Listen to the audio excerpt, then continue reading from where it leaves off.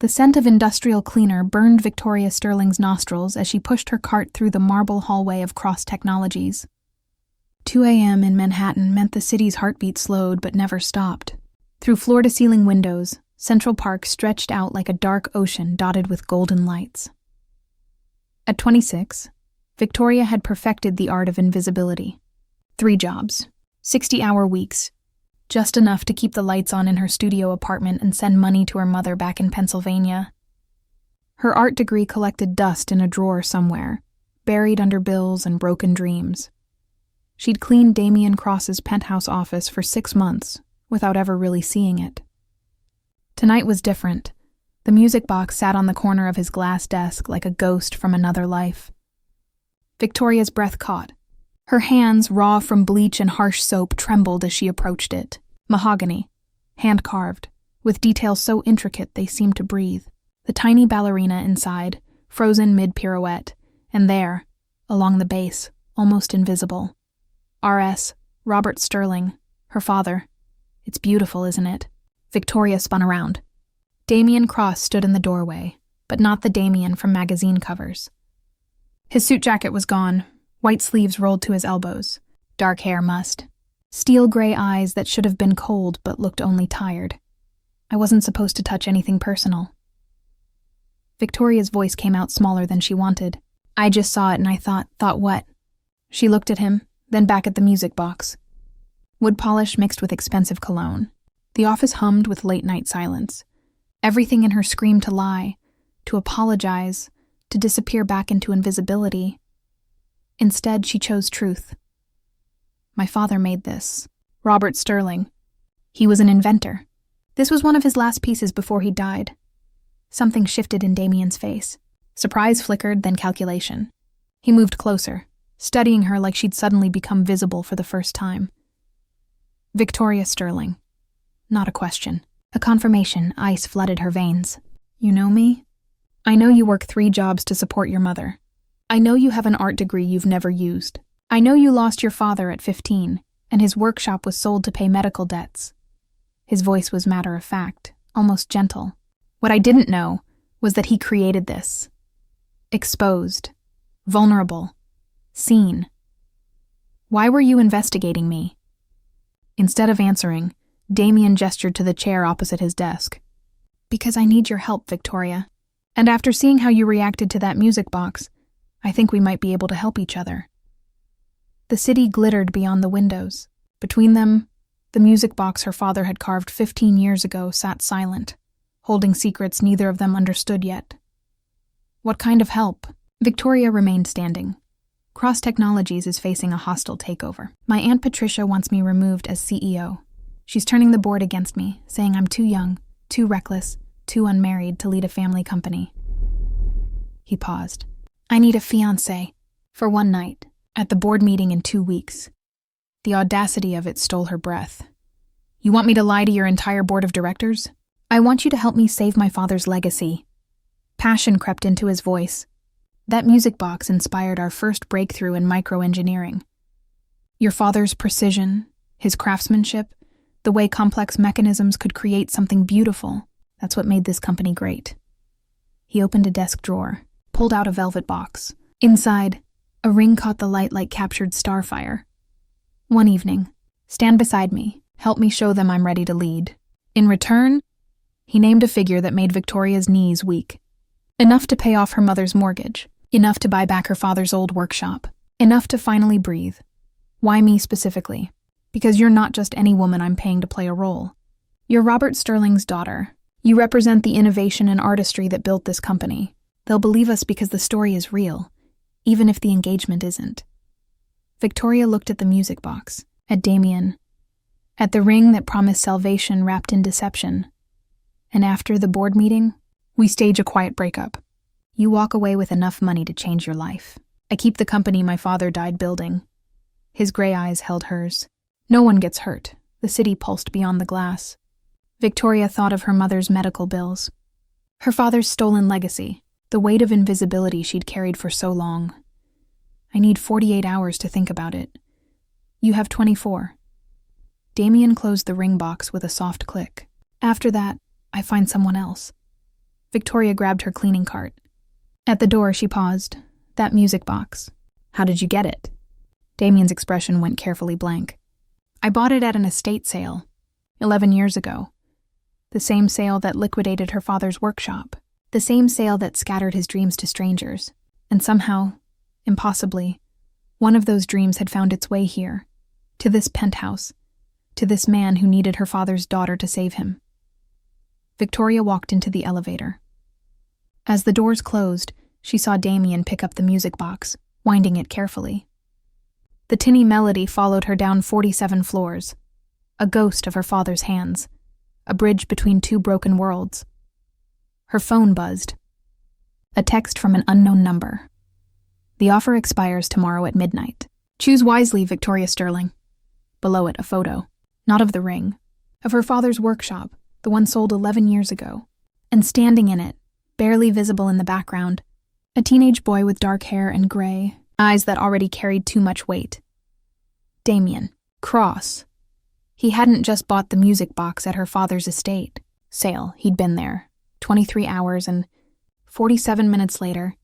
Victoria stood outside Cross Technologies at 11:47 p.m., her reflection ghost-like in the polished glass doors.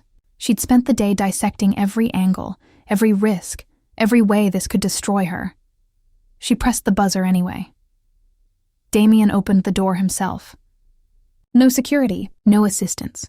Just him in jeans and a black sweater that made him look younger, more human. Less like the billionaire from magazines and more like the boy who'd stood in her father's workshop 11 years ago. You came. Relief flickered across his face. You were there. Victoria pushed past him into the lobby, at the estate sale. You met my father. The elevator doors closed around them. 47 floors of silence stretched up into darkness. I was 18. Damian's voice was quiet. My father had just died.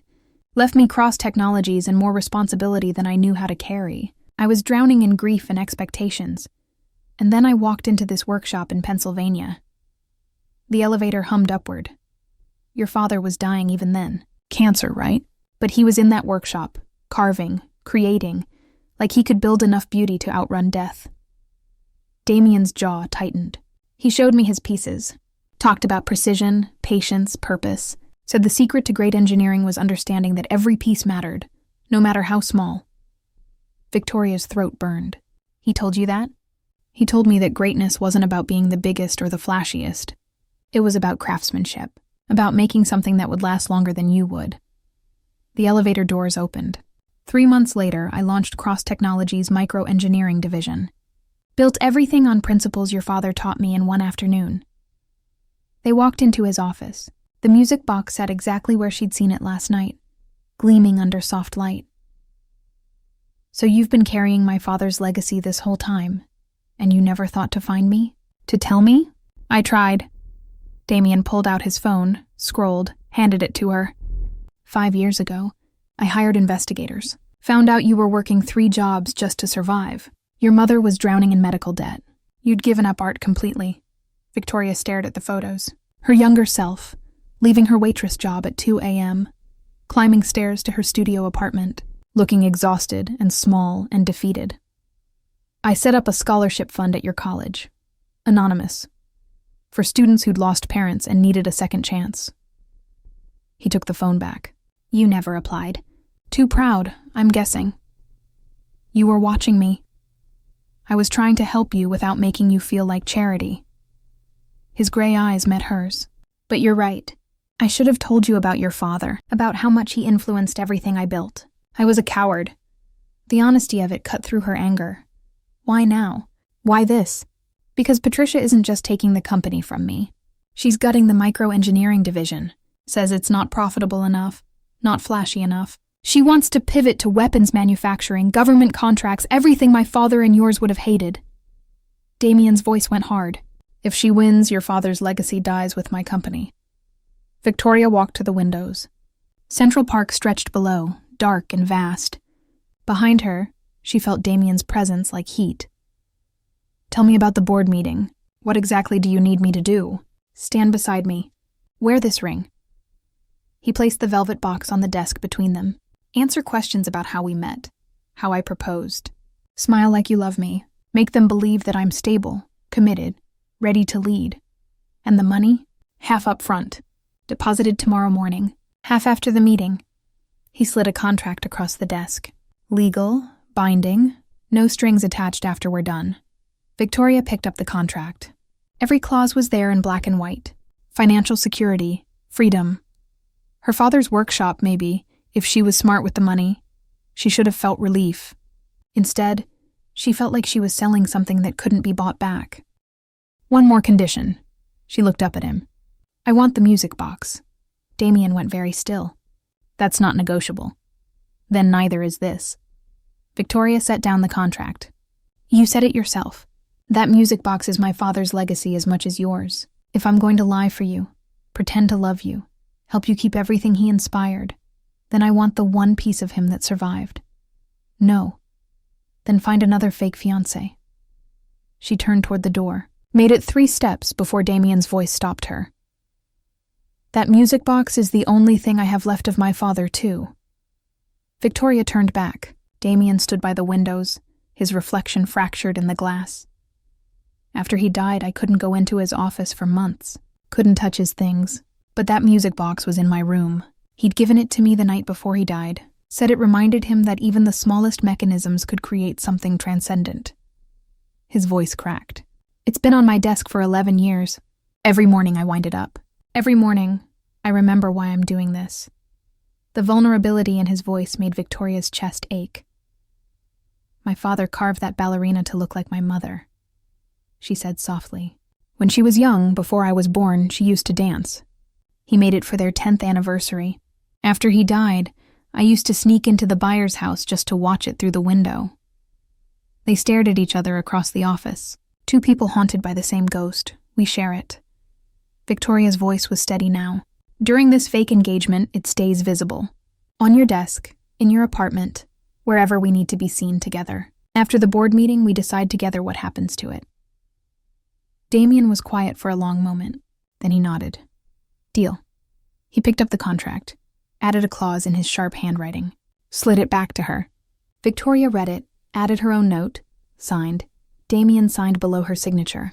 Their names tangled together in ink and lies. We need a story, he said. How we met, how I proposed, details that will hold up under scrutiny. The truth. Victoria surprised herself. We met when I was cleaning your office. I saw the music box. We started talking. You told me about my father. I told you about my dreams. She paused. Everything except the money. Everything except the contract. We give them the truth wrapped in just enough lie to make it believable. When did I propose? Last week. Here, in this office. You wound up the music box and asked me while it played. Damian picked up the music box, wound it carefully. The tinny melody filled the space between them, bittersweet and haunting. And you said yes because? Victoria looked at him. Really looked. Saw the weight he carried, the loneliness, the fear of failing everyone who'd ever believed in him. Because I saw the man my father saw 11 years ago. Someone who understood that legacy matters, that craftsmanship matters, that beauty and precision can change the world. The music box wound down to silence. We have 2 weeks to make this convincing. Damian opened the ring box. The diamond caught light like a trapped star. Starting tomorrow, you move into my penthouse. We need to be seen together. Build a public history fast enough to satisfy the board. I have 3 jobs. You had 3 jobs. Tomorrow morning, you quit all of them. I'll cover any income loss. He held out the ring. This is real platinum. Real diamond. 3 carats. Appraised at $200,000. If anyone asks, it was my mother's. Was it? No, I had it designed yesterday. After you left. He took her hand. His fingers were warm, careful. May I? Victoria nodded. Her heart hammered against her ribs as he slid the ring onto her finger. It fit perfectly, heavy with meaning and money and lies that tasted too much like truth. How did you know my ring size? Damian's mouth curved into something almost like a smile. I'm very good at measuring precise mechanisms. His thumb brushed across her knuckles. The touch sent electricity up her arm. This was fake, a business transaction, but her body didn't know that. And from the way Damian's pupils dilated, neither did his. We need rules. Victoria pulled her hand back. Boundaries. This is professional. Agreed. No real feelings. No complications. Absolutely. And when this is over, we walk away clean. Done. Damian held out his hand. Partners? Victoria shook it. His grip was firm, warm, dangerous. Partners. Her phone buzzed. A bank notification. The first half of her payment had just arrived. Enough zeros to make her dizzy. Enough money to change everything. There's one more thing. Damian pulled out another phone. Burner. Untraceable. From now on, we only discuss the real arrangement on these. Your regular phone, my regular phone. All communication there has to be authentic. The board has ways of checking. Patricia is spying on you. Patricia is fighting to win. He handed her the burner. And she'll do whatever it takes to destroy me. Which means starting tomorrow, you're in her crosshairs too. The weight of what she'd agreed to finally hit Victoria. This wasn't just about playing a part for one night. This was war, and she'd just enlisted on the front lines. What does Patricia know about me? By morning? Everything. Damian's expression went cold. Your jobs, your mother, your debts, your father. She'll look for weaknesses, for ways to break you, to prove to the board that you're just a gold digger I hired. Isn't that exactly what I am? No, Damian stepped closer. You're Robert Sterling's daughter. You're an artist who gave up her dreams to save her family. You're someone who understands legacy and sacrifice and the price of greatness. His voice dropped. And for the next 2 weeks, you're the woman I'm going to marry. She can't touch you unless you let her. Victoria wanted to step back, wanted space to breathe, to think, but something in Damian's intensity held her frozen. What if I can't do this? What if I'm not good enough at lying? Then don't lie. He reached up, tucked a strand of hair behind her ear. The gesture was so casual, so intimate that it stole her breath. Just be yourself, the version of yourself who sees the music box and remembers beauty, the version who works 3 jobs and never complains, the version who's strong enough to survive losing everything and still show up. His hand lingered against her cheek. Neither of them moved. This is dangerous, Victoria whispered. Yes. We're going to hurt each other. Probably. I should walk away right now. But you won't. Damian's thumb traced her jawline. Because you need this as much as I do. And because somewhere in the lies we're about to tell, there's a truth we're both afraid to face. Victoria's phone buzzed again. A text from her mother. Honey, the mortgage company called. They're starting foreclosure next week. The moment shattered. Reality crashed back. Victoria stepped away from Damian's touch, her decision crystallizing into something harder than diamond. I'll move in tomorrow. What time? Noon. I'll send a car. Damian's professional mask slid back into place. Pack light. We'll do a shopping trip for the cameras. Establish you publicly as my fiancée. And tonight? Tonight you go home. Get your affairs in order. Say goodbye to your old life. He walked her to the elevator. Because tomorrow, Victoria Sterling, you become someone else entirely. The elevator doors opened. Victoria stepped inside, the weight of the ring heavy on her finger. Damian. She caught the doors before they closed. What did my father say to you? At the workshop? The last thing before you left. Damian's expression went soft, vulnerable in a way that made him look 18 again. He said, Take care of the small things, son. The big things take care of themselves. The doors closed between them. As the elevator descended, Victoria wound the music box in her mind, its melody a promise and a warning. She looked at her reflection in the polished steel doors. Same face, same eyes. But the woman staring back wore a 3-carat diamond and a lie that felt dangerously like truth. Her burner phone buzzed. A text from an unknown number. Welcome to the family, future Mrs. Cross. We should have lunch. Patricia. The elevator reached the lobby. Victoria stepped out into the Manhattan night, where her old life ended and something infinitely more dangerous began. Above her, in his penthouse office, Damian Cross wound the music box one more time and made a phone call. It's done, she signed. Victoria Sterling is officially my fiancée. A pause. No, she doesn't know. And she can't. Not yet. Not until after the board meeting. Another pause. Longer this time. Because if she knew the real reason I chose her, she'd walk away. And I can't let that happen. He hung up. Looked at the music box. Looked at the contract with Victoria's signature. Bold and trusting. and for the first time in 11 years, Damian Cross wondered if he was the villain in someone else's story. The penthouse smelled like money and secrets.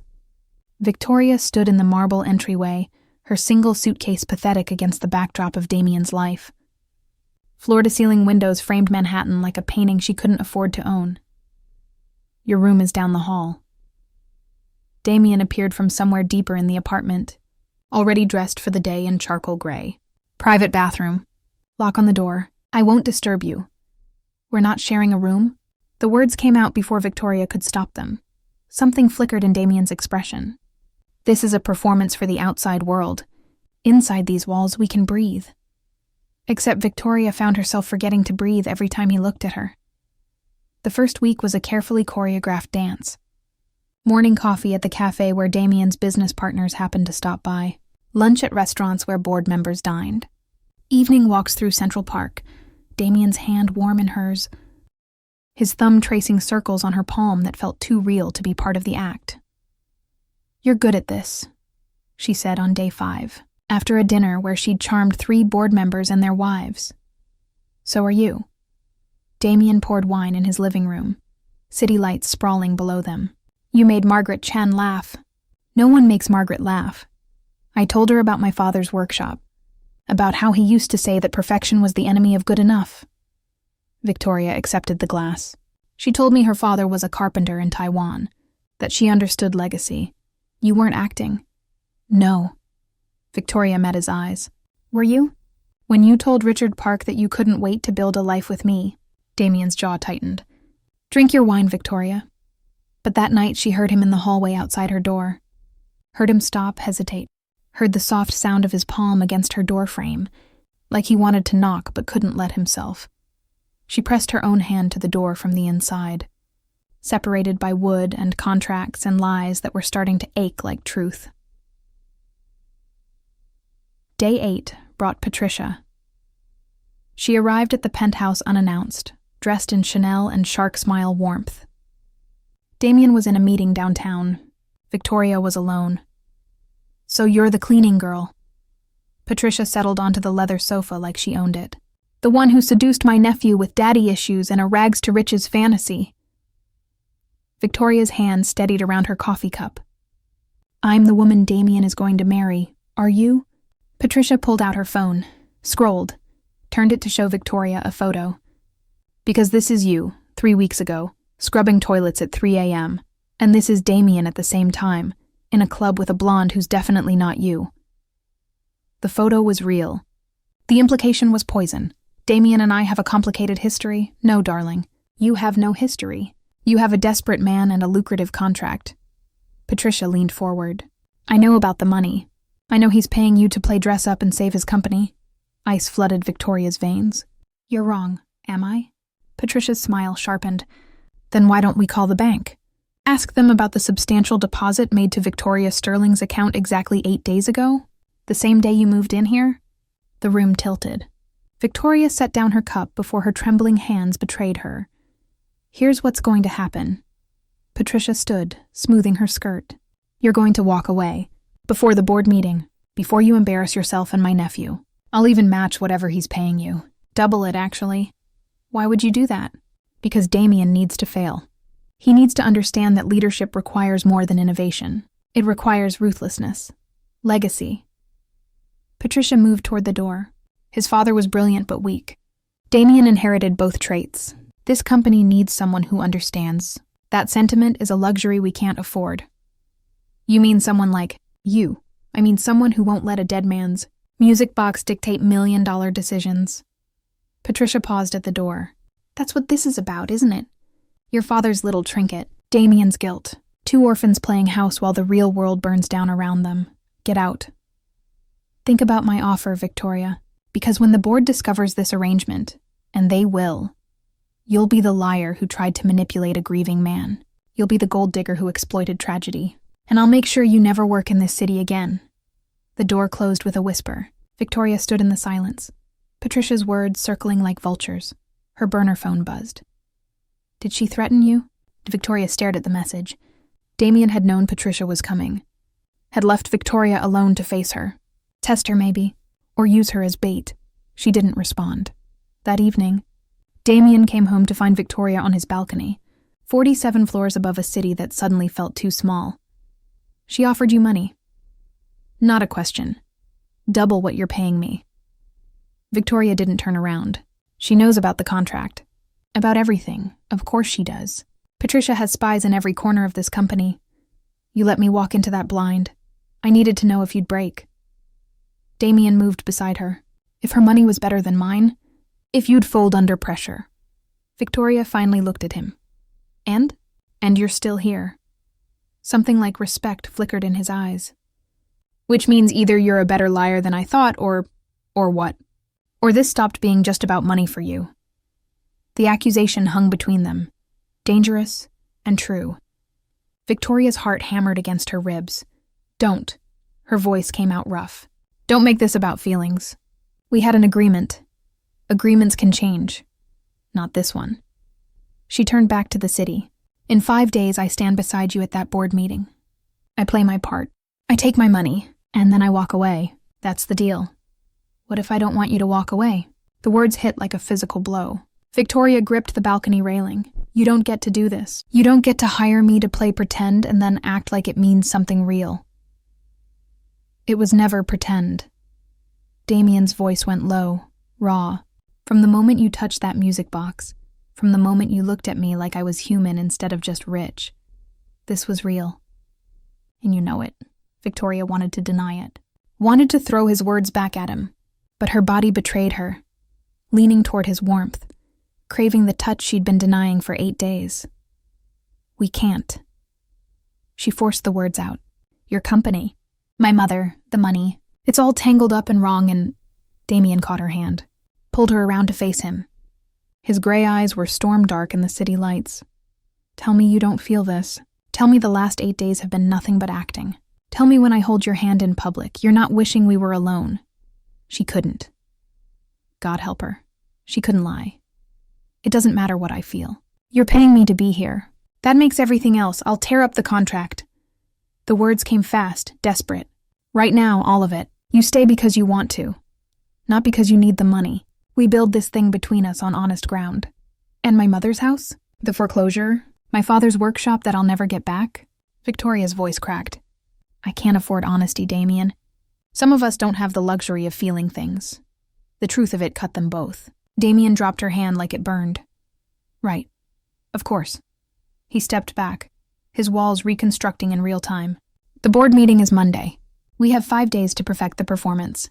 I suggest we practice. He walked back inside, leaving Victoria alone with the city and the weight of everything unsaid. She didn't follow him. Instead, she called her mother. Honey, it's late. Are you okay? Mom, Victoria's voice shook. If you could go back, would you marry Dad knowing how it ends? Knowing you'd lose him and spend the rest of your life working to pay off his debts? Silence, then soft. Every single time, baby. Love doesn't calculate the cost. But what if the love isn't real? What if it's just, nothing about love is just anything? It's always complicated, always messy, always worth it. Her mother's voice went tender. Who is he? Someone I can't afford to love. Oh, Victoria, the best things in life are the ones we can't afford. They talked for an hour, about nothing and everything. When Victoria finally went back inside, the penthouse was dark except for a light in Damian's office. She found him at his desk, the music box open, its mechanism exposed. Tiny gears and springs glinted in the lamplight.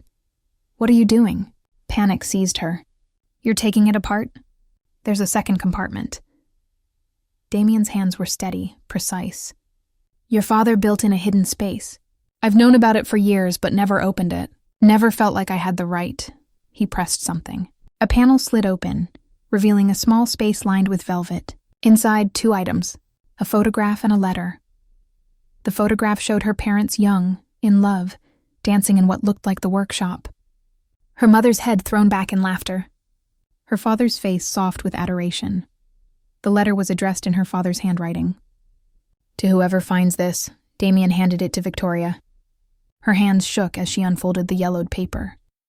If you're reading this, it means my music box found someone who needed it. Someone who understands that the most important mechanisms are the ones that connect human hearts. I built this during the hardest year of my life. My daughter was young. My wife was scared. The cancer had just been diagnosed, and I knew I was running out of time to create something that would last. This ballerina is my wife. This melody is the song we dance to at our wedding. But the hidden compartment is for the person who finds this. Fill it with your own treasures, your own memories. Pass it forward when the time comes. Legacy isn't about preserving the past. It's about building bridges to the future. To my daughter, if you ever find this, I loved you more than anything I ever created, more than any mechanism or masterpiece. You are my greatest work. Never forget that the smallest parts can create the most beautiful music. Robert Sterling. Victoria's vision blurred. Tears spilled down her cheeks, hot and unstoppable. He knew. Her voice broke. He knew it would be sold. Knew it would find someone else. He planned for it. Damian was silent beside her, his own eyes wet. There's more. He pointed to the velvet lining. Victoria looked closer, saw something carved into the wood beneath, letters so small they were almost invisible. For DC. Build something beautiful. Victoria looked at Damian. He meant it for you. He knew you'd find it. That's impossible. I met him once for a few hours. He was dying. He was desperate to leave something behind, and you walked into his workshop, this 18-year-old kid drowning in responsibility, and he saw something in you. Victoria's hands shook as she held the letter. He wanted you to have this, to build something beautiful. I did. Damian's voice was raw. I built an empire on his principles. But somewhere along the way, I forgot the most important part. What part? The one about human hearts. He looked at Victoria, really looked at her, like he was seeing her for the first time. I've been treating this company like it's a mechanism I can engineer. Patricia like she's a problem I can solve. You like you're a component I can use. But that's not how any of this works. Damian? No, let me finish. He stood, started pacing. Your father's letter is right. Legacy isn't about preserving what was. It's about building bridges. And I've been so focused on keeping my father's company alive that I forgot to actually live. Victoria stood too, the letter clutched in her hands. What are you saying? I'm saying the board meeting doesn't matter. Patricia doesn't matter. The company doesn't matter if I lose myself saving it. He stopped in front of her. You matter, Victoria. What we could be matters, and I'm done pretending it doesn't. You're scared. Victoria saw it clearly now. You're terrified of the vote, so you're sabotaging everything by making this about feelings instead of business. Maybe I am scared. Maybe I am sabotaging, or maybe I'm finally being honest about what I want. His hands cupped her face. I want you. Not the performance, not the fake fiancée. You. The woman who works 3 jobs and never complains. The woman who looks at a music box and sees her father's love. The woman who's brave enough to walk into my world and refuse to be small. Victoria's breath caught. Every cell in her body screamed to close the distance, to kiss him, to let this moment rewrite everything they'd carefully constructed. Instead, she pulled away. The board meeting is in 5 days. We do this right. We save your company. And then, after it's over, if you still want me, if this is still real, we figure it out. But not before. Not while money and contracts and Patricia are in the way. Disappointment flickered across Damian's face. Then respect. He nodded. 5 days. 5 days. They stood in the lamplight, the music box between them. Her father's letter a bridge neither of them was quite ready to cross. Victoria's burner phone buzzed. They both looked at it. A message from an unknown number. A video file. Damian opened it. The screen showed Patricia in what looked like a conference room, talking to board members. The audio was clear. Damian's fiancée is a hired actress. I have proof. The bank transfers, the contract, everything. When we vote Monday, we'll expose this fraud publicly. He'll have no choice but to resign. The video ended. Damian and Victoria stared at each other. She's going to destroy us. Victoria's voice was hollow. The board will never vote for you after this. Unless... Damian's mind was already working, calculating. Unless we beat her to it. What? We tell them first, tomorrow. We call an emergency meeting and we lay everything out. The contract, the money, all of it. But we also tell them the truth about your father, about the music box, about what this company is really built on. His eyes blazed. "We take away Patricia's weapon by disarming it ourselves. They'll crucify you. Maybe. Or maybe they'll see what your father saw. That honesty and innovation matter more than appearances." Damian grabbed his phone. "I'm calling an emergency board meeting for tomorrow at 10. You don't have to be there. I can do this alone." "No."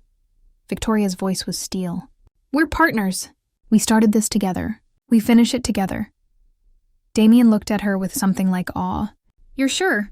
"No, but I'm showing up anyway." He pulled her into a hug then, fierce and quick, and nothing like the careful public touches they'd perfected. This was real, desperate, human. When they pulled apart, Victoria saw fear in his eyes that matched her own. "What if we lose everything?" she whispered. "Then we lose it honestly." He touched her cheek. "And we figure out what comes next." That night, Victoria couldn't sleep. She lay in her room, staring at the ceiling, replaying every moment of the last 8 days. Every touch, every look, every time she'd told herself it was just an act. At 3 a.m., she heard her door open quietly. "Saw Damian's silhouette in the doorway. Can't sleep either." His voice was rough. "No. Mind if I sit?" Victoria moved over. Damian sat on the edge of her bed, careful not to touch her. They stared at the city lights together. "I'm sorry I dragged you into this," he said finally. "I'm sorry I took the money." "Don't be. You needed it. I offered it." "That's honest, at least." The boardroom smelled like leather and old money. 12 faces stared at Victoria and Damian across the polished mahogany table. Patricia sat at the far end, her smile razor-sharp, confident as a predator who'd already tasted blood. "Thank you all for coming on short notice." Damian's voice was steady, but Victoria felt the tremor in his hand where it rested against hers beneath the table. "I called this emergency meeting because there's something I need to tell you. Something that affects my ability to lead this company." Margaret Chen leaned forward. "Is this about the takeover proposal?" "It's about integrity." Damian stood. Victoria stood with him. 3 weeks ago, I asked Victoria Sterling to pretend to be my fiancée. I paid her to play a role, to help me convince you that I was stable, settled, ready for leadership. We signed a contract, transferred money, created a fiction.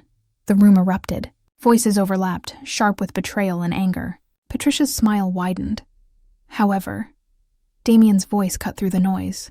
What started as a business arrangement became something else. Something neither of us expected. And before Patricia could weaponize our contract against us, I wanted you to hear the truth directly. Richard Park's face was stone. "You committed fraud. You attempted to manipulate this board?" "Yes." Damian didn't flinch. "I was desperate. Scared of losing my father's company. Scared of failing him, failing you. I made a choice that was ethically gray at best, criminal at worst." "Then you're admitting you're unfit for leadership." Patricia stood, her voice triumphant. "The board has no choice but to vote for my proposal." "Not yet." Victoria's voice rang out clear and strong. Every head turned toward her. "You don't know the whole story." She pulled out the music box, set it in the center of the table. "My father, Robert Sterling, created this. He was a craftsman, an inventor, a man who believed that precision and beauty could change the world. 11 years ago, when he was dying of cancer, Damian Cross walked into his workshop, an 18-year-old boy who'd just lost his own father. And my father taught him something that day, something that became the foundation of Cross Technology's entire microengineering division." Margaret Chen picked up the music box, studied it. "The Sterling Principle, the miniaturization technique that made us billions. Named after my father, but I didn't know that until 2 weeks ago." Victoria's voice shook. "I've been cleaning Damian's office for 6 months, working 3 jobs, barely surviving. And then I saw this music box and my entire world shifted." She opened it, revealing the hidden compartment. The photograph of her parents, her father's letter.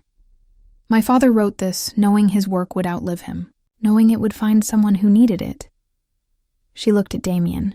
He wanted legacy to be about building bridges, not walls, about connecting human hearts, not just mechanisms. "This is a touching story," Patricia interrupted. "But it doesn't change the fact that your nephew hired a prostitute to..." "Finish that sentence and I'll sue you for slander." Victoria's voice went cold. I'm not a prostitute. I'm a woman who took a job that felt impossible because my mother was losing her house. Because the medical debt from my father's death is still crushing us 11 years later. Because this country doesn't care about people like me unless we're useful to people like you. The room went silent. Damian offered me money. I took it. That's honest. What became dishonest was pretending the connection between us wasn't real. Victoria moved closer to the table. But here's what you need to understand. The reason Damian chose me wasn't just because I needed money. It was because I represent everything this company is supposed to stand for. Innovation born from struggle. Beauty created from pain. Legacy that matters more than profit. And yet you're admitting the entire engagement is fake. Patricia's voice dripped poison. How can we trust anything he says when he's built his personal life on lies? Is any of this honest? Victoria turned to look at him. The contract is real. The money is real. But this thing between us, how do we know it's not just Stockholm Syndrome or convenience, or maybe it's the most honest thing either of us has done in years? Damian met her eyes. I don't know what this is, Victoria. I don't know if it's real love or just two people who understand each other's loneliness, but I know that when I'm with you, I'm not just the CEO. I'm not just my father's son. I'm just me, and that's worth something, isn't it? Victoria reached out, took his hand. Yes, it's worth something. They sat like that until dawn, hands linked, the city waking up around them. In 12 hours, they would walk into a board meeting and dismantle every lie they'd built. In 12 hours, everything would change. But for now, in the gray light before sunrise, they were just two people holding on to each other and hoping it would be enough. You're right, Damian's voice cut through. You can't trust me. Not anymore. Which is why I'm withdrawing myself from consideration for CEO. The room exploded. Victoria grabbed his arm. What are you doing? She hissed. Giving them a choice. He looked at the board. Patricia wants this company because she thinks legacy is about control. About squeezing profit from innovation until there's nothing left but money. But that's not what my father built. That's not what Robert Sterling taught me. He picked up the music box, wound it. The melody filled the tense silence. This company was founded on the principle that technology should serve humanity, not exploit it. That craftsmanship matters. That small things can create transcendent beauty. His gray eyes swept the room. Patricia will make you richer.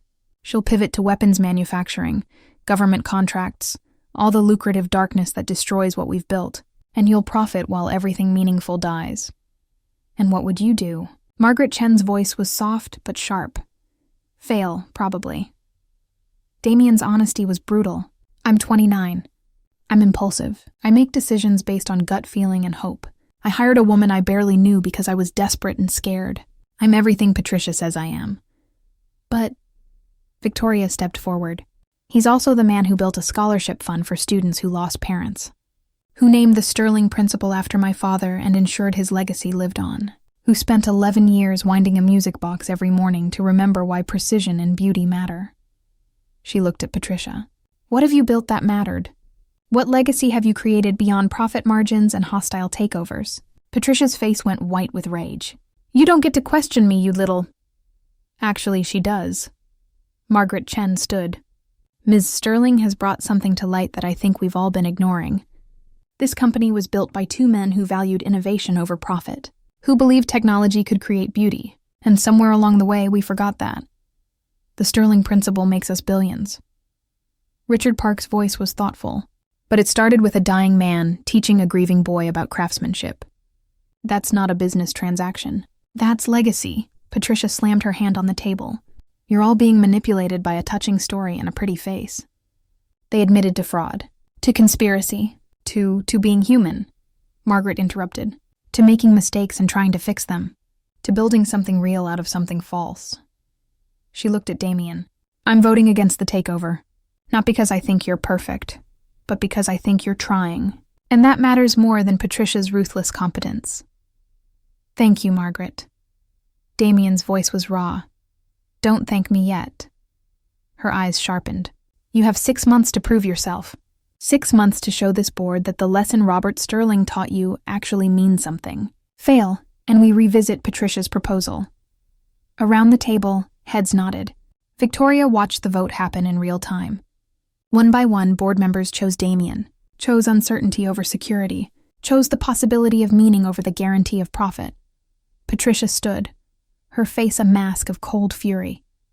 This isn't over, Damian. 6 months isn't much time. And when you fail, and you will, I'll be waiting. She walked out. The door closed like a gunshot. The remaining board members stood, shook Damian's hand, congratulated him. Margaret Chen paused in front of Victoria. That was brave. Stupid, but brave. Her eyes held something like respect. Your father would have been proud. Thank you. One more thing. Margaret's voice dropped. The engagement. Is it real now, or still part of the performance? Victoria looked at Damian across the room. He was talking to Richard Park, his face exhausted but alive. Relieved but not celebrating. I don't know, Victoria admitted. We're still figuring that out. Figure it out fast. The board can forgive strategic deception. They won't forgive genuine fraud. Margaret squeezed her shoulder. And Victoria? Get a lawyer. If this goes south, you'll need protection. She left. One by one, the board members filed out until only Victoria and Damian remained. They stared at each other across the empty boardroom. You withdrew yourself? Victoria's voice shook. You were willing to lose everything. I was willing to lose everything but you. Damian moved closer. The company doesn't matter if I become someone you can't respect. That was stupid. Probably. We could have lost, but we didn't. He reached for her. Margaret was right. You were brave. Incredibly, stupidly brave. Victoria let him pull her close. His heartbeat thundered against her cheek. They'd won, but it felt hollow. Temporary. Like standing on ice that could crack any second. 6 months.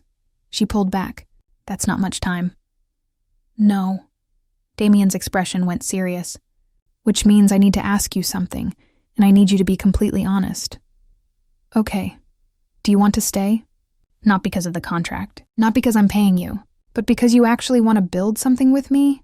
The question hung between them, heavy with possibility and terror. Victoria opened her mouth to answer, but her phone buzzed. Both their phones buzzed simultaneously, a text from an unknown number. A photo. Victoria's mother, unconscious on the floor of her house, and standing over her, Patricia's assistant. The message was simple. We need to talk. Come alone, Victoria, or your mother dies. You have 1 hour. But the world tilted. Victoria's vision blurred. Damian grabbed her before she fell. No. No, no, no. She tried to call her mother. No answer. Tried again. Voicemail. She's bluffing. Damian's voice was hard. Patricia wouldn't actually another message. A video. Patricia's assistant holding a pillow, moving toward Victoria's unconscious mother. 5 minutes now. The clock is ticking. Oh God, Victoria's legs gave out. Damian caught her, held her up. I have to go. We call the police. Right now. By the time they get there, she'll be dead. Victoria pulled away from him. I have to go alone. That's what she said. Then I'm calling my security team. They'll follow you, stay back, but keep you safe. No. The text came again. I can see the boardroom from here, Damian. Send anyone with her and Mother Dearest stops breathing. Victoria looked at Damian. Saw the panic in his eyes that matched her own. Saw him calculating, trying to engineer a solution to a problem that couldn't be solved with precision or craftsmanship. I have to go alone. Her voice was hollow. This is about me now. About punishing you through me. Then let her punish me. Damian grabbed her shoulders. Victoria, please.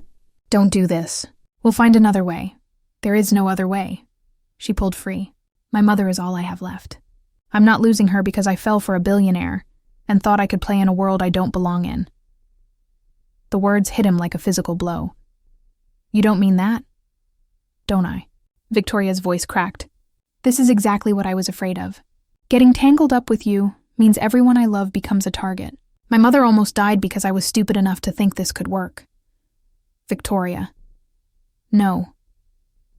She backed toward the door. I'm going alone. I'm getting my mother. And then I'm gone. The contract is fulfilled. The board voted. Our business is done. That's not what this is, and you know it. Maybe it never was. She opened the door. Or maybe we were both playing pretend and forgot where the performance ended. She ran. Down the hallway, into the elevator, out into Manhattan's brutal afternoon sunlight. Her phone guided her to an address in Brooklyn, a warehouse district that looked abandoned. The entire time, she felt Damian behind her. Not physically, but in her chest, in the way her heart cracked with every step away from him. The warehouse door was unlocked. Victoria stepped inside. Patricia stood in the center of the empty space. No assistant, no unconscious mother, just Patricia and a chair, and the slowly dawning horror of complete betrayal. Where's my mother? Safe at home, sleeping off the medication I had delivered to her. Nothing fatal, just enough to make her cooperative for photos. Patricia's smile was vicious. Did you really think I'd commit murder? I'm ruthless, dear, not stupid. You lied, I strategized. There's a difference. Patricia circled her. You see, the board may have voted for Damian today, but they also saw something very important. They saw how easily you both break under pressure, how quickly you turn on each other when the stakes get real. I don't understand. The boardroom was bugged. Every word you said in there I recorded, including your lovely speech about taking money and playing pretend. Patricia pulled out her phone. The part where you admitted the engagement was fake? Where you confessed to strategic deception? I've already sent it to 3 major news outlets. Horror flooded Victoria's system. No. By tomorrow morning, Damian Cross will be a national laughingstock. The boy billionaire who paid a cleaning woman to play his wife. The desperate CEO who committed fraud to save his company. Patricia's voice went soft, deadly. And you, sweet Victoria, will be the mercenary gold digger who helped him. The board voted for him. They know the truth. They know a version of the truth. But the public? The shareholders? They'll crucify you both. Patricia moved closer. Damian will lose the company. Not to a takeover, but to public humiliation. The stock will crash. Investors will flee. And in 6 months, when Margaret Chen holds that second vote, there won't be a company left to save. Victoria's mind spun. Why? Why go this far? Because my brother built this company, and his pathetic son doesn't deserve it. Because legacy should go to the strong, not the sentimental. Patricia's face twisted with old grief, old rage. And because Damian has my brother's face and my brother's idealism, and every time I look at him, I remember the day my brother chose innovation over family, chose strangers over blood, chose a dying craftsman's wisdom over his own sister's advice. You're destroying him because you're jealous. I'm destroying him because he's weak. Just like you're weak. Just like everyone who believes love and legacy matter more than power. Patricia pulled out a contract. But I'm not unreasonable. Sign this NDA, take this money, disappear. Never contact Damian again. Let him face tomorrow alone. Do that, and I'll kill the news story. I'll save you both from public destruction. The paper fluttered in Victoria's shaking hands. $2 million. Enough to save her mother 100 times over. Enough to ensure neither of them ever struggled again. All she had to do was walk away from the one person who'd seen her as more than invisible. How long do I have? The story goes live in 3 hours. Sign now and I make a call. Patricia held out a pen. Choose, Victoria. Your mother's security or Damian's company. Your future or his legacy. Love or survival. Victoria looked at the contract. At Patricia's cold smile. At her phone, where messages from Damian were piling up unanswered. And she made a choice that would break them both. Victoria stared at the contract in her hands. $2 million. Her mother's salvation. The price of walking away from the only man who'd ever seen past her invisibility. 3 hours, Victoria. Patricia's voice was silk over steel. Sign or watch everything burn. No. The word came out steady, sure. Victoria set down the contract. No? You made one mistake, Patricia. Victoria met her eyes. You assumed I was still the woman who walked into Damian's office 3 weeks ago. The one so desperate for money she'd sell anything, even herself. You are desperate. Your mother. My mother would rather lose her house than watch me lose myself. Victoria's voice grew stronger. And you know what? Maybe we do lose everything. Maybe tomorrow the story breaks and the world crucifies us. Maybe Damian loses his company and I can never work in this city again. She moved toward the door.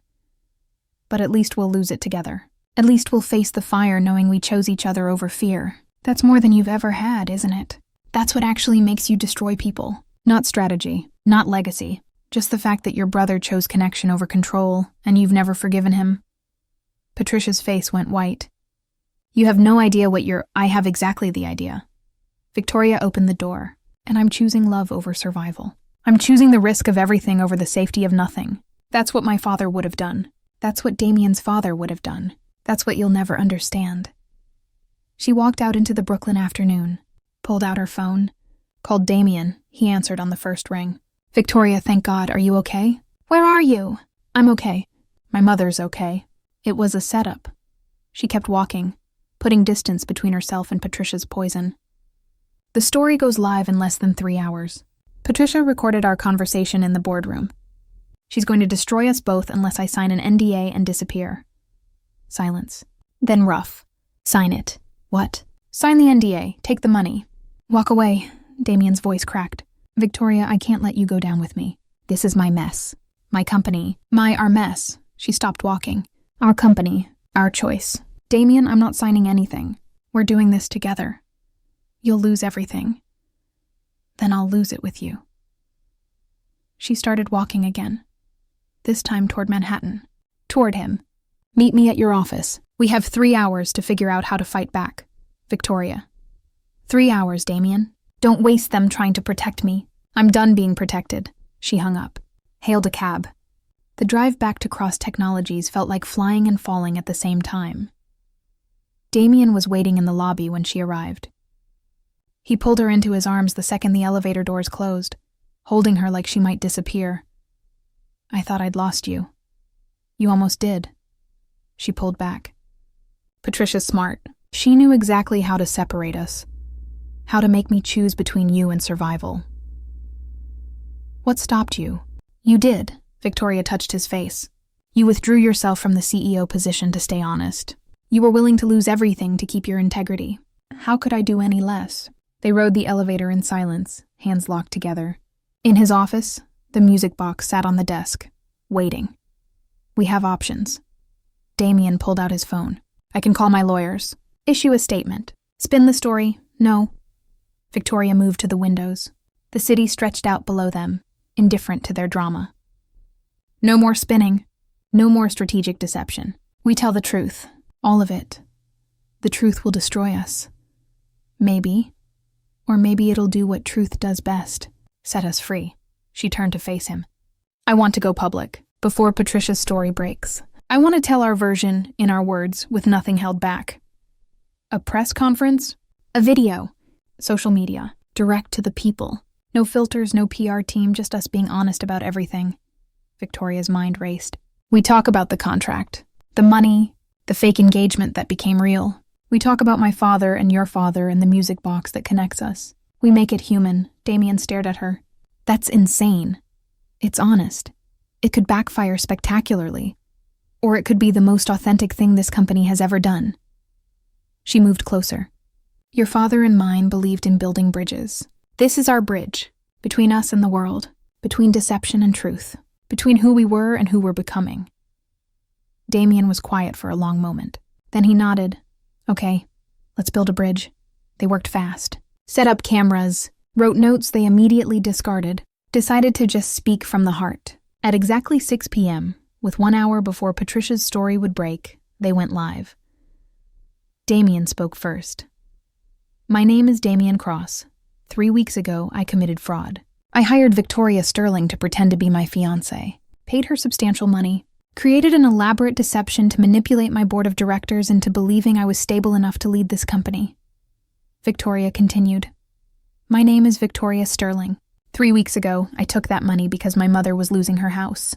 Because I've worked 3 jobs for 6 years and still couldn't get ahead. Because desperation makes you do things you never thought possible. What started as a transaction became something else. Damian looked at Victoria. She's Robert Sterling's daughter. He was a craftsman who taught me everything that made this company successful. And his daughter taught me something even more important. That legacy isn't about preservation. It's about transformation. We're not asking for forgiveness.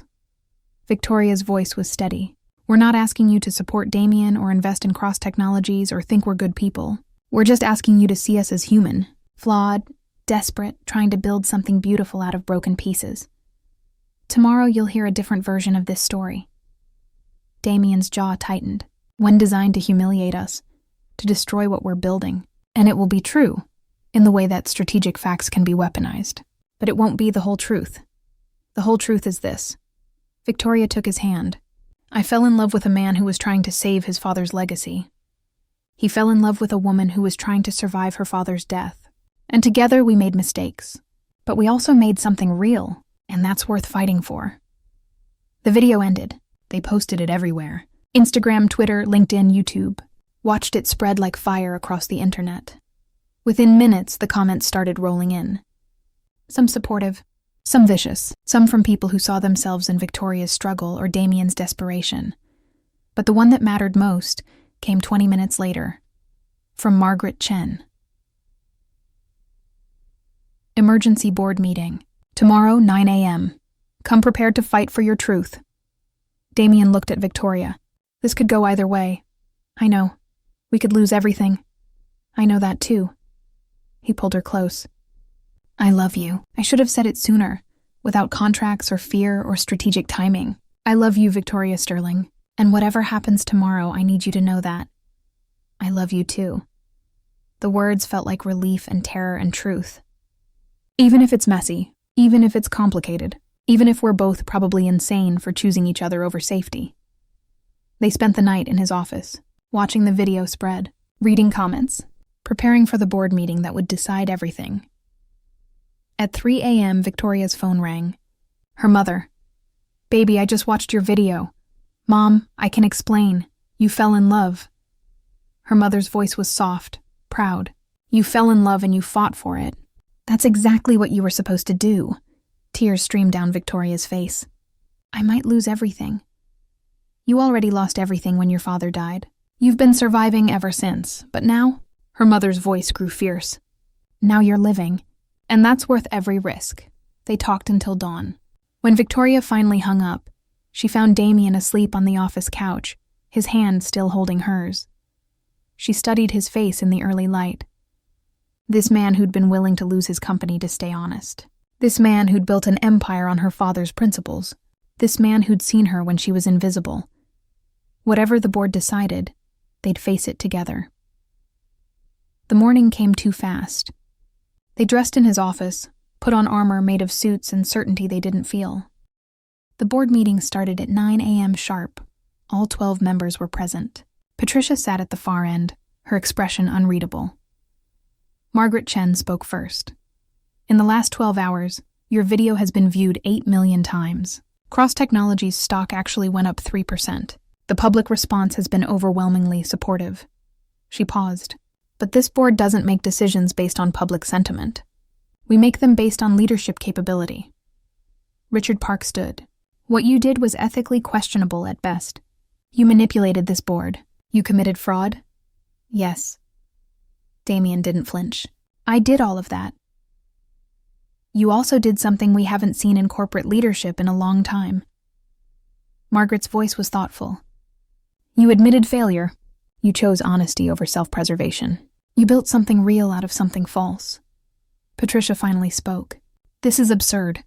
They broke the law. They humiliated this company. They humanized this company. Margaret interrupted. For the first time in years, people are talking about Cross Technologies as more than just another tech corporation. They're talking about legacy, about craftsmanship, about second chances. That's brand value you can't buy. So you're rewarding fraud with approval? Patricia's voice went cold. No, we're recognizing that leadership isn't about perfection. It's about growth. Margaret looked at Damian. You have your 6 months. But understand this. One more deception, one more strategic omission, and Patricia's proposal goes through immediately. The public may forgive you. This board won't give you a third chance. Around the table, heads nodded. The vote was implicit, unanimous. Damian had won. They had won. Patricia stood, her face a mask of cold fury. But before she could leave, Victoria spoke. Patricia, wait. Everyone turned to look at her. Victoria stood, moved toward Patricia. I know you think Damian doesn't deserve this company, that he's too young, too idealistic, too much like his father. Her voice was gentle. "And maybe you're right. Maybe he'll fail. Maybe in 6 months you'll get exactly what you want." "Then why stop me from leaving?" "Because I understand what it's like to lose someone and spend the rest of your life angry at them for leaving." Victoria held Patricia's gaze. "My father died when I was 15. I spent years furious at him for not fighting harder, for not surviving, but that anger just made me invisible. It made me small. I'm not angry." Patricia's voice was ice. "Yes, you are. You're angry at your brother for dying, for leaving you with a legacy you didn't want, for choosing innovation over family, for loving a company more than he loved you." Victoria's voice cracked. "And that anger is destroying you the same way mine almost destroyed me." Patricia's composure cracked, just for a second. Grief flickered across her face, before she locked it down. "You know nothing about my brother?" "No. But I know what it's like to be haunted by someone who can never answer for how they hurt." "You." Victoria stepped closer. "I'm not asking you to forgive Damian. I'm asking you to stop letting your grief turn you into someone your brother wouldn't recognize." The room was silent. Patricia stared at Victoria, something like recognition in her eyes. Then she turned and walked out without another word. The board meeting dissolved. Members shook Damian's hand, congratulated him, reminded him that the clock was ticking. Margaret paused beside Victoria. That was either very wise or very stupid. Probably both. Victoria smiled tiredly. "Good. That means you're learning." Margaret squeezed her shoulder. "Take care of him, and let him take care of you. That's how partnerships work." Finally, they were alone. Damian pulled Victoria into his arms, held her like she was the only solid thing in a spinning world. "We did it. We survived." She pulled back. "Now comes the hard part. Actually building something that lasts. Together?" "Together." They stood in the boardroom, sunlight streaming through the windows, the music box playing its tinny melody in Damian's office down the hall. 6 months later, Victoria stood in what used to be her father's workshop. Damian had tracked down the property, bought it, renovated it. Now it was a makerspace for young inventors, a place where craftsmanship and innovation met. On opening day, Victoria wound the music box one last time. The ballerina spun, her mother's young face caught in eternal dance. "You ready?" Damian appeared beside her. "No, but I'm doing it anyway." She smiled. "That seems to be our pattern." They'd spent 6 months proving Margaret Chen right, building the company on honest ground, facing Patricia's scrutiny and the public's fascination, falling more in love every day while pretending they weren't terrified. The workshop filled with teenagers, eager faces staring at equipment their families could never afford. Victoria saw herself in every one of them, saw her father's dream of making beauty accessible to anyone willing to work for it. "My father would have loved this." Her voice caught. "He did love it." Damian squeezed her hand. "He built it first in wood and metal. We're just building it bigger." That night, in the penthouse they'd stopped pretending wasn't their shared home, Damian got down on one knee, with a different ring, one that held no contracts or deception, only promise. "I know I already asked you once. Under false pretenses with a fake proposal and a business transaction disguised as romance." His voice shook. "This time I'm asking for real. Not because I need you to save my company, because I need you to build a life with me. Messy, complicated, probably insane, but real. Always real." Victoria pulled him to his feet. "Yes, 1,000 times yes. To the mess and the complication and the beautiful insanity of loving you." They married 6 months later in the workshop, surrounded by machines and music boxes and people who understood that legacy was something you built with your hands and your heart. Margaret Chen was there, Richard Park. Even Patricia came, standing in the back, her expression unreadable but present. As Victoria walked down the aisle, she thought about her father. About the music box he'd carved, not knowing it would connect 2 broken souls. About the letter he'd written to someone he'd never meet, building bridges to a future he'd never see. Damian was crying when she reached him. So was she. 2 people who'd started as a transaction and became something transcendent. The officiant asked if they took each other. They said yes. They said forever. They said all the promises that couldn't be engineered or calculated or strategized. Later, at the reception, Victoria found Patricia alone by the window. "Thank you for coming." "I didn't come for you." Patricia's voice was sharp but not cruel. "I came for my brother. He would have wanted to be here." "He is here." Victoria touched the music box on the gift table. "In every gear and spring, in every lesson he taught Damian, in the legacy we're building together." Patricia was quiet for a long moment. Then, so softly Victoria almost missed it, "He would have liked you. My brother. He always believed in people like you, people who refused to give up, people like us." Victoria held her gaze. "You haven't given up either. You're just fighting a different battle." Patricia didn't respond, but she stayed for the rest of the reception. Watched Damian and Victoria dance to the music box's melody, amplified through speakers so everyone could hear her father's creation. Years passed. Cross Technologies thrived under Damian's leadership. The makerspace grew into a network of workshops across the country. Victoria's art degree found purpose in designing programs that connected young inventors with resources and mentorship. They had their first child in the workshop, because Victoria's water broke during a class and she refused to leave until she'd finished showing a teenager how to solder. Damian caught his daughter in the same room where Robert Sterling had taught him about precision and beauty. They named her Margaret, after the woman who'd believed in second chances. Her middle name was Patricia, after the woman who'd taught them that even enemies could become family, given enough time and forgiveness. On Margaret's first birthday, Patricia showed up at the penthouse unannounced. She handed Victoria a small box. Inside was a mechanism. Gears and springs and pieces that looked impossibly complex. "I found this in my brother's things. He was working on it when he died. A music box that could play multiple songs, change melodies, evolve." Patricia's voice was gruff. "I thought your daughter should have it. Legacy should go to the people who understand what it means." Victoria hugged her. Patricia stood stiff for a moment, then slowly, carefully hugged back. 10 years after their first meeting, Damian wound the original music box one final time. Victoria's father's creation had served its purpose. The gears were worn, the melody scratchy. "Should we fix it?" Victoria asked.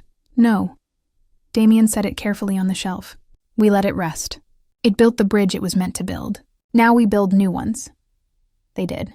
The Sterling Cross Foundation funded thousands of inventors. The makerspaces trained tens of thousands of young people.